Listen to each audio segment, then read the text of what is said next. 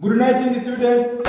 Good night, teacher English. I need to study mathematics in the ordering. Is it okay? Yes. So, mathematics.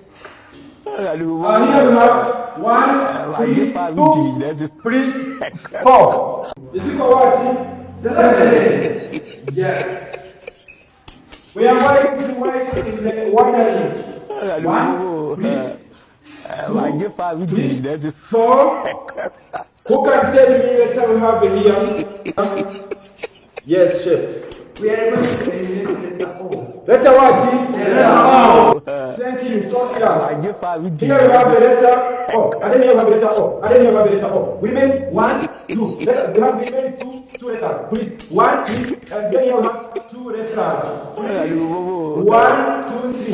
Here we made 3 letters. 2, please, 2, please, 3. Is it what?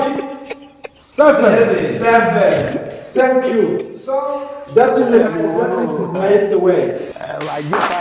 It is a very easy. So good night, students. Good night, teacher English.